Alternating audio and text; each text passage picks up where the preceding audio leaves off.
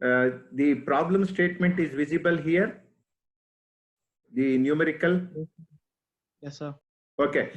Last class, I was discussing about consistency of record. In that problem statement, couple of lines were missing. You please make a note of this. Probably you can take a snap of this one using your phone. The last two lines were missing. Actually, only the first two lines were visible. Annual rainfall data for station M, as well as the average rainfall values for a group of 10 neighboring stations located in a meteorologically homogeneous region are given below. Till this point, it was visible. The couple of lines later were not visible. So please make note of this.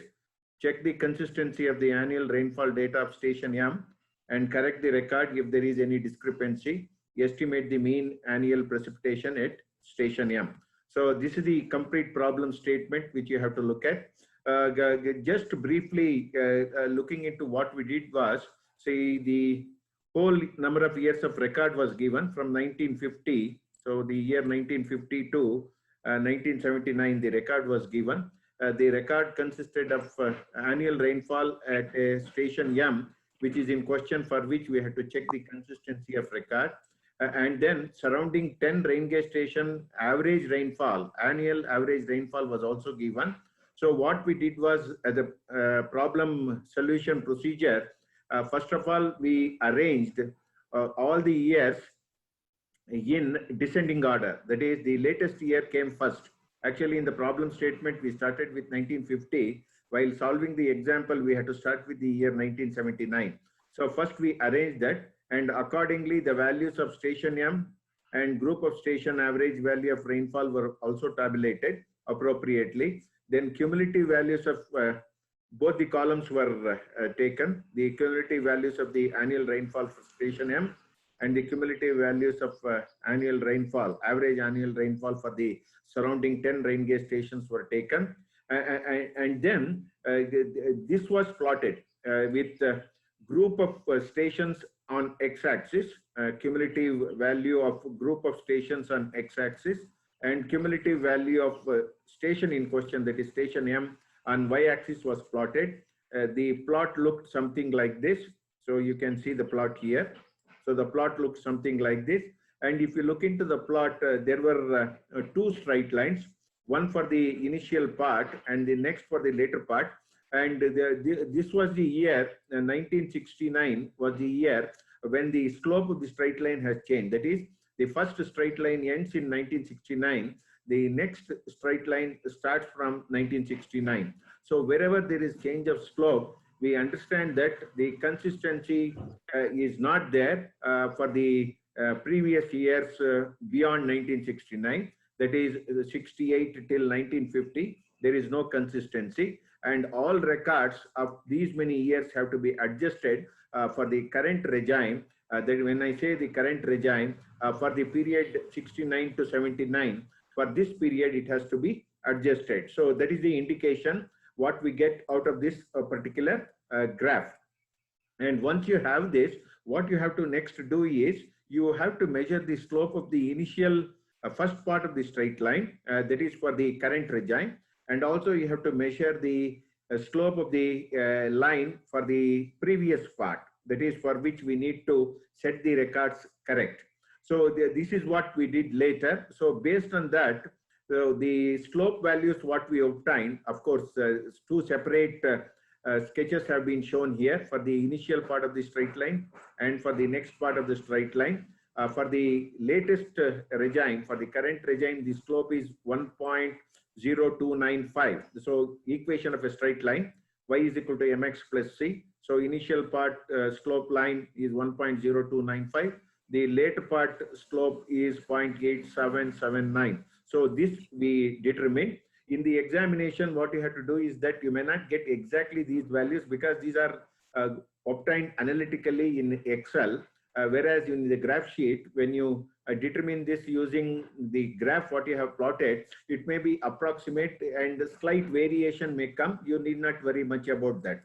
So that way, after determining these two slopes, we have to measure calculate the average of the slopes. So that is also done here. So if you look into this, we have done that.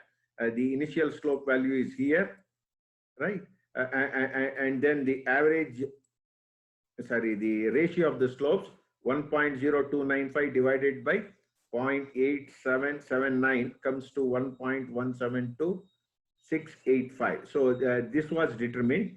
And then the multiplying factor for the ratio of the slopes is this ratio of slopes.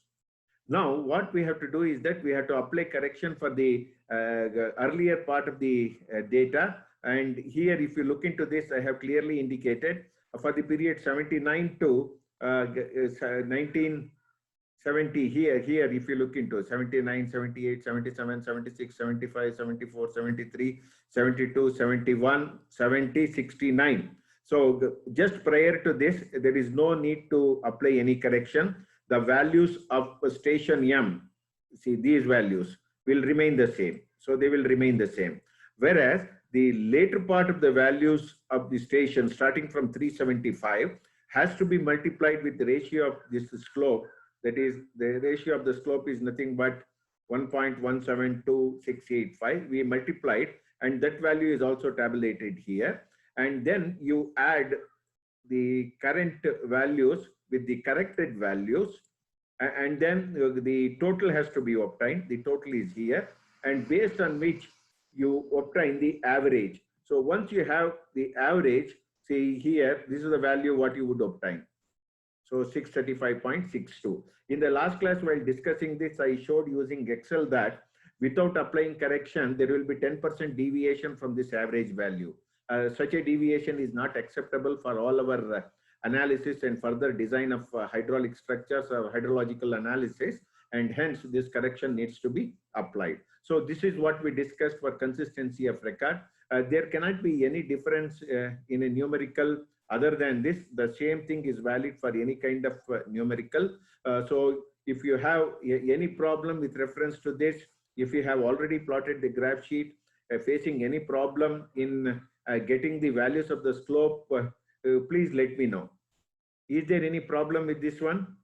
Could everybody do the graph sheet and concur with the slope values what we discussed? Somebody please respond. Did somebody try graph sheet? Very much necessary. No response. Graph sheet is very much necessary. Nobody has tried? Okay, I urge you to take some time, at least today, you try plotting this on a graph sheet and measure the slope, check whether you get more or less a similar value of the slope, two values of the slope, what you have to obtain, based on which this correction needs to be applied. So with that in mind, I will continue. Next class, we will again check on this one on Friday when we discuss. You come with any kind of discussion, if at all, if it is necessary, we can look into that in greater detail. So with this, we will move on to the next important topic that is very, very important from point of view of hydrological analysis again. It is all about the estimation of mean precipitation. So while discussing some of the earlier topics, I indicated that for a particular given area for which the rainfall records are taken either by non-automatic rain gauge or automatic rain gauge, whatever the nature of the rain gauge station we have, we do measure. And also further, we discussed that based on the type of the area and the expanse of the area, the number of rain gauge stations which would become necessary for the purpose is discussed as optimum number of rain gauge stations. That means to say that, suppose, for example, if you take the area of Bangalore, which exceeds in its area by 1,000 square kilometers, one rain gauge station may not be sufficient. We may need to have 4 to 5 rain gauge stations. So in which case, the values what you obtain out of these, 4 or 5 values what you obtain, cannot be comfortably incorporated in our further analysis for the studies related to city of Bengaluru, in which case the average value of the precipitation would become necessary. When you discuss or when you decide on average value or mean value of precipitation, it has to be done with little caution, in the sense that the value what you obtain should be true representation of the actual happening. It should be close to the actual happening in the study area or the area which is being discussed for determination of mean precipitation. So that way, there are variety of methods by which we can determine this mean value of precipitation. The simplest of all, in any case, this is the one which we follow even in other respect, is the arithmetic average method. So the first type of method is known as arithmetic average method. The second method, the most widely employed method even today, is known as Thiessen polygon method. Thiessen is the name of the hydrologist who provided this kind of method, and which stands its worth even today. Even in some of the computer applications, software applications, the same method is followed, this Thiessen polygon method. And in fact, you may be surprised to know that this Thiessen network is just not within the purview of this hydrology, it goes much beyond. So even in other respects also, in other areas also, it finds its application. And then the third method, the most accurate method of all, but which would call for a lot of experience, is the isohydral method. So these three methods we need to discuss. The first one is arithmetic average method. The second one is Thiessen polygon method. Third one is isohydral method. So with this in mind, let me get back to the first method of all. And before we start with that, let me just show you, for some reason, an actual representation of a situation which will provide some idea. Look here, see this, I will make it little smaller such that everything is visible. One second.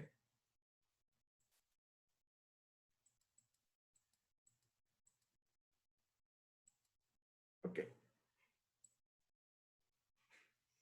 See, if you look into this, there is a sketch here. So this is the sketch what I am indicating to you. There is a solid line which indicates the boundary. Now onwards, let us start using the word what is called as watershed. See, all the while I was telling that the area, an area with number of rain gauge stations and so many number of rain gauge stations for optimality, and based on which we get whatever the required number of rain gauge stations by statistical means, all these things were discussed. Now we will think in terms of watershed. So what do you mean by watershed? The first thing what you have to understand is watershed in hydrology is considered as a unit of area. That means to say that if you look into the contour map, this boundary what you look at in the sketch is nothing but a ridge line. Is nothing but a ridge line. Mean to say that this is the highest contour. On either side of it, the contour starts falling. To the right side of this or to the left side of this, whatever the other contour you take, they will be lesser in elevation. Mean to say that whatever the rainfall which occurs within this boundary will flow in this region itself, in this watershed itself, and there may be an outlet at some point, and that is not shown here. But whatever the rainfall which happens outside this boundary will not get into this area, and that would become a part of another watershed. Is this point clear? Somebody please respond. Yeah, is this point clear? The meaning of watershed?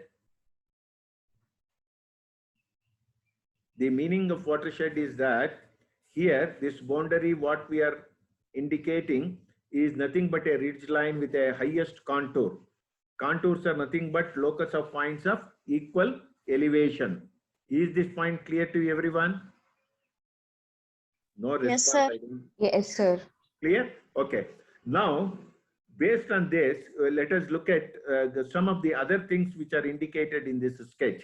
There is some locations like Big Creek, Vyat, Foster, Hang Tree, Upper Falls, etc.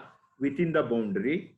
And so as some of the points are outside the boundary, that is outside the watershed, Lower Falls, Emivale, Lynch, Crystal City, etc.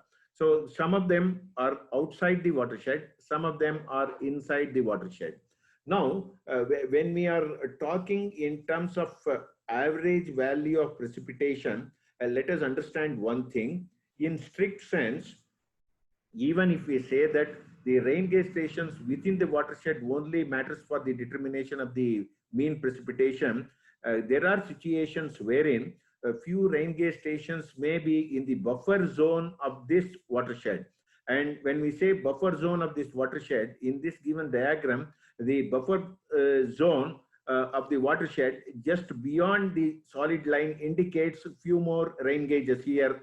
So this is one rain gauge station. This is another one. Lynch is third one. Crystal City, fourth one. They are very close to the watershed, which is under consideration. Because of this, we can expect the values what we record have an influence on this watershed too. And not only that, a little later when we discuss Thiessen polygon network, some of these rain gauge stations just outside within the buffer zone, maybe 10% of the area of the watershed outside, would become necessary for proper network creation using the Thiessen method. So that way, you please understand some of the rain gauge stations which are in the buffer zone of the watershed needs to be considered for determination of average value of precipitation. That is not shown here. Just for illustration, the watershed is shown. There are few rain gauge stations within the watershed. There are few rain gauge stations just outside the watershed. If they are far off, they don't have any influence as far as this watershed is considered. They may be omitted from the determination of average value of precipitation. So here, based on this, the values are also given. They are all shown in inches. So I have taken it from a different context, from an American context, the example, and because of which the readings are shown in inches, and those values are plotted here. See here, those values are plotted here. So I have not written here the names of the rain gauge stations. Perhaps you can take this. Once you look into this and read from this 0.89 refers to Crystal City here. You can write Crystal City. You can write Crystal City. So that way, all rain gauge station names can be tabulated here, and the appropriate values of the rainfall in inches are also tabulated here. So if you take all these things in Excel sheet, if we have to work out, just hold on for a while. Let me show you the calculation for the purpose. 1 second. 1 second, just a minute. Just a second.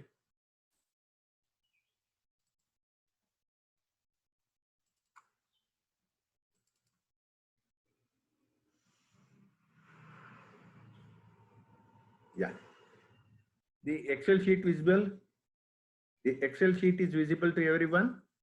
Yes, sir. Okay. So I have taken all these values. Look here. All values of all rain gauge stations I have taken 0.89, 2.68. If you look into this, so let me show you. Yeah, all these values 0.89, 2.68, 6.9, 4.13, etc. I have taken.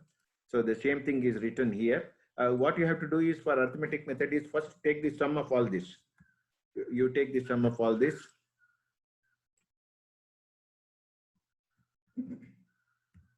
The sum is 29.36, and then the count of all this, how many stations. See, if you want to determine, you can even count by yourself. That is not a big deal.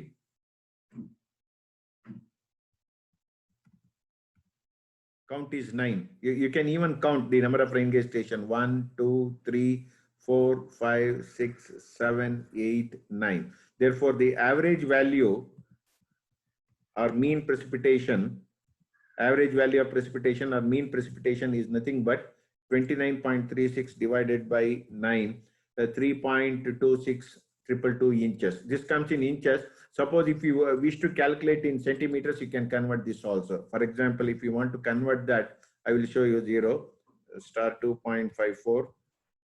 So if you take this, based on this, you can calculate other values too. That also has shown.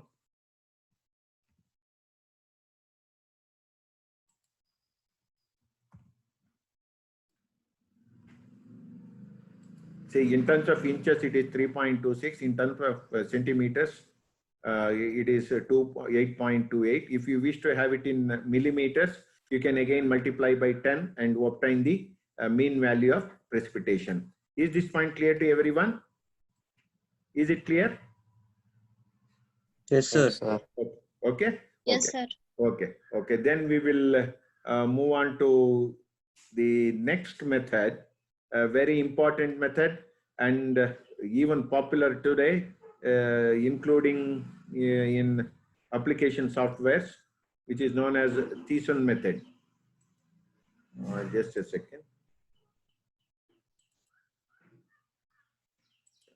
Okay. I will blow it up a bit such that it is visible. See here, this note we have discussed, even 4 rain gauge stations are included in the calculation, even though they are not within the boundary of the watershed, because they are considered to be in the buffer zone of the watershed, influencing the rainfall within the watershed. So this is important. So this apart, the second method, Thiessen method. Thiessen is the name of the hydrologist who came up with this kind of method for determining the average value of precipitation. Now, as far as the arithmetic average method is considered, this is a very easy method, a very simple method, and in a very quick way you can calculate. But when it comes to the accuracy of the value, what you have to take, the variations within the watershed cannot be captured so well in arithmetic average method, and because of which the Thiessen method will be more useful. So how this Thiessen method works, let me just tell you this. The same sketch is taken for the purpose, again for illustration, the same sketch is taken. Here, first of all, let us concentrate on the matter that how Thiessen network is created, how Thiessen network is generated. Now, to begin with, whatever the rain gauge stations you are considering, here outside the watershed also some 4 rain gauge stations are being considered. It is for the reason that they are going to influence the value of the rainfall, mean value of the rainfall within the watershed. Now you join all rain gauge stations by dotted line. See, Crystal City is joined to Hang Tree to Upper Falls to Crystal City. Again, another dotted line running from Hang Tree to Foster, and then Foster to Upper Falls to Lynch, Lynch to Watt to Upper Falls, Foster to Watt, Foster to Big Creek to Emmaville to Foster, and then Big Creek to Lower Falls. All these things are done. The dotted line between each of the rain gauge stations is clear. Is it clear? The first task is to join all rain gauge stations by means of dotted line forming triangles. So see, 3 stations at a time, 1 triangle, another 3 stations. Look here, Crystal City, Hang Tree, Upper Falls, Hang Tree, Foster, Foster, Upper Falls, Watt, Upper Falls, and then another location here, and then Lynch, Upper Falls, Watt. So we may be running out of time in the next 10 minutes. What you do is that you please rejoin with the same link, and we will continue from there. So in the meantime, so what I would do is that I will just have a snap of all students who are present for the day, and then we will continue. Please hold on for a while. Let me take few snaps of the attendance. That is also very much necessary for me to consider later. Just a second. Please hold on. Let me do this.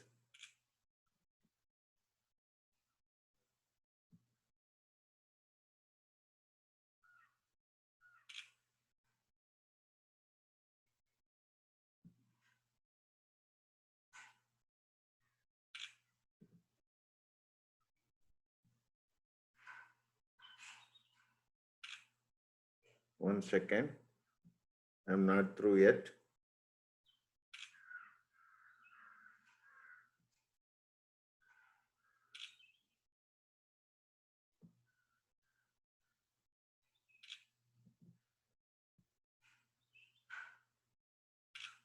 Okay, I'm done. Okay, the first task is to join all rain gauge stations by dotted lines forming triangles. Once you are complete with the construction of these triangles, what you have to do is that you have to draw perpendicular bisectors for each of the sides of these triangles. They are shown in solid line here. You can see the solid line. A perpendicular bisector is for the line joining Hang Tree and Crystal City is shown here. Similarly, a perpendicular bisector for the line joining Crystal City and Upper Falls is shown here. And then another perpendicular bisector for the side of the triangle line joining Hang Tree with Upper Falls is shown here. And these perpendicular bisectors drawn for sides of the triangle will meet at some point. This is the point these three perpendicular bisectors meet. And similarly, there are variety of other locations where the perpendicular bisectors drawn are meeting. There is another junction here, one more junction. Here also one more junction. Like this, you will have many junctions represented by means of drawing these perpendicular bisectors. Is this point clear to everyone? Somebody please respond. Yes, sir. Okay, what I would do is that I will take a very simple example to illustrate these triangle formation and perpendicular bisectors through another example when we rejoin after another 5-10 minutes after connection gets cut. So I will show you how to do that. But for the time being, let us understand that the rain gauge stations are first joined by means of dotted line to form triangles. And these sides of the triangles are drawn with the perpendicular bisectors. These perpendicular bisectors will meet at a point. And once this construction is done, you can easily identify the area which comes under the purview of each of the rain gauge stations. For example, if you look into this Crystal City, the boundary of the watershed is a solid line, which you are already aware. And these two perpendicular bisectors, along with the boundary of this, will form a small area which is under the influence of the rain gauge station established at Crystal City. And similarly, this and this line, this line, this line as well boundary, this part, you can see the cursor moving, right? Can you see the cursor moving? Yeah, somebody please respond. Yes, can you see the cursor which is being moved by me? Yes, sir. Yes, sir. Okay, this forms the region for Upper Falls. And similarly for Hang Tree, the area under its influence is this area, Hang Tree. This is its area. And for Foster, a solid line. Look at solid line surrounding Foster. Then for VAT, look at solid line surrounding VAT. And then for Lynch, look at solid line surrounding Lynch. Similarly for Emmeville, everything is very clearly shown. Is this point clear to everyone? The area which comes under the influence of each of the rain gauge stations are nothing but the polygon are the various polygons which enclose that particular rain gauge station. And because of this reason, it is known as Thiessen polygon method. By constructing triangles, by drawing perpendicular bisectors and obtaining polygons, we will have separate polygon each for each of the rain gauge stations. The area of each of these polygons will represent the area which is under the influence of each of these rain gauge stations. Is this point clear? Once that is known, then what we have to do is that we have to measure the area of each of these polygons. And look into this example here, the tabular column, what I have shown. The Crystal City, Hang Tree, Upper Falls, Foster, Lynch, all rain gauge stations are listed here.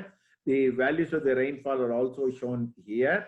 The measured area in square miles I have taken, of course. I could have taken it in centimeters or millimeters. This could have been taken in square kilometers.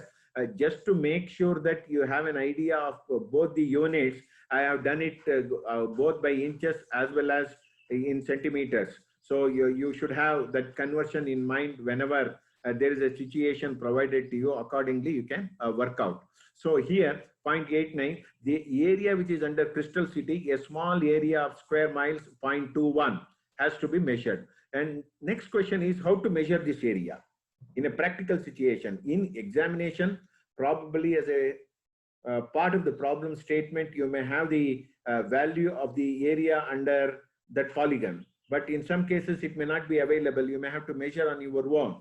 There can be few situations in which you are using graph sheet, you may have to construct. And then after construction of everything, you may have to even obtain the area under each of these polygons. So how to do that? See, this can be done by variety of means. We have discussed during one another occasion earlier. What you have to do is that you can measure the number of squares of the graph sheet within this particular polygon, and looking into the area, looking into the scale what you have adopted for plotting, you will be able to know the area occupied by each square which is present in that polygon. And then number of squares multiplied by area of each such square will provide you the total area within this polygon. Is this point clear?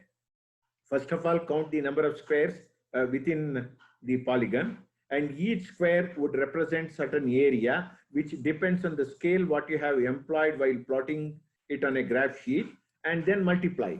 So you will get the area. That is one way of doing things.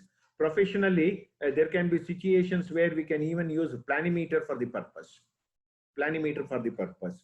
Suppose if you use AutoCAD for the purpose, let us say directly, you can obtain this area under this through the spatial analysis tools what is provided for us. Even ArcGIS, an application software in geographic information system, will help us to obtain this area very comfortably.